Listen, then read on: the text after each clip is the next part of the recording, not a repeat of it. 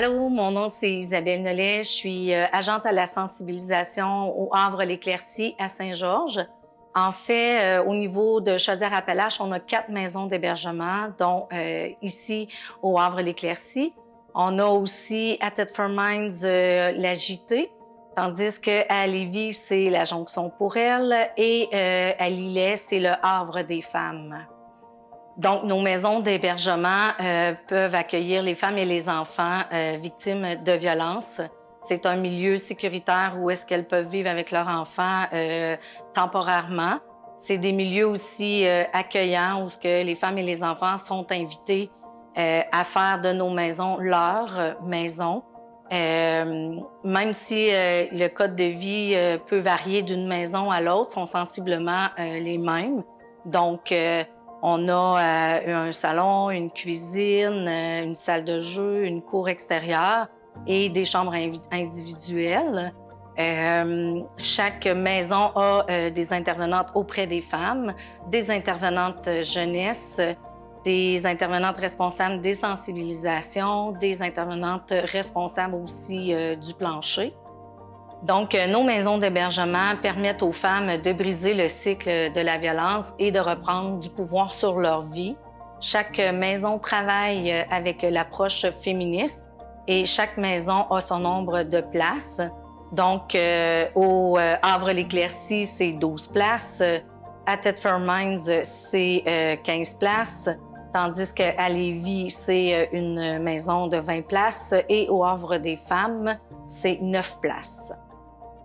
Allô, je m'appelle Véronique, je suis intervenante jeunesse à l'Éclaircie. Dans le fond, nous, nos services, on a l'hébergement. Donc, bien sûr, on est une maison d'hébergement. Et on a ensuite les suivis à l'externe, qui sont des suivis individuels, autant au niveau des femmes qu'il y a des enfants et des adolescents. Et c'est sûr, on offre aussi de l'accompagnement avec les femmes et les enfants, que ce soit au niveau judiciaire, dépôt de plainte avec les policiers, avec des avocats. On peut aussi les aider dans la recherche de logement. On a aussi les sensibilisations. Les sensibilisations, dans le fond, c'est au niveau des écoles secondaires ou au niveau des partenaires, qui est une sensibilisation à la violence conjugale. Ensuite, on a les points de service. Donc, on se déplace dans différents points de service qui sont pour l'accessibilité aux femmes. Puis, on a la maison deuxième étape, qui est une maison post-séparation. Les services sont offerts gratuits et confidentiels. Donc, les femmes peuvent nous rejoindre 24/7, 7 jours sur 7 par téléphone. Puis, ils peuvent aussi nous rejoindre par courriel ou Messenger. On a aussi, pour les proches ou les femmes elles-mêmes, avoir des renseignements sur nos sites Internet, notre page Facebook ou notre page Instagram. Bonjour, moi c'est Sandra Poulin. Je suis l'adjointe à l'intervention à la maison d'hébergement Havre-l'Éclaircie. Donc, les principaux enjeux des maisons d'hébergement, c'est vraiment d'assurer la sécurité des femmes victimes de violences conjugales et leurs enfants. On a implanté une cellule de crise en Chaudière-Appalaches pour prévenir les homicides conjugaux.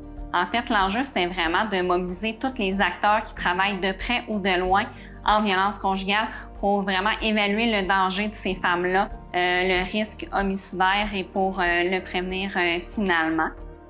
Ensuite, un des enjeux, c'est vraiment que les femmes victimes de violences conjugales soient entendues et crues de différentes instances, que ce soit au niveau des instances policières, au niveau des avocats, des juges de la DPJ. C'est un enjeu quand même important. Donc, c'est pour ça que les maisons d'hébergement, se fait vraiment un devoir de former ces intervenants-là face à la problématique de la violence conjugale pour qu'elles puissent le reconnaître et qu'ils soient en mesure de bien intervenir. Donc, via notre regroupement, qui est le regroupement des maisons d'hébergement pour les femmes victimes de violences conjugales et leurs enfants. Donc, la défense des droits des femmes et des enfants est vraiment au cœur de nos interventions.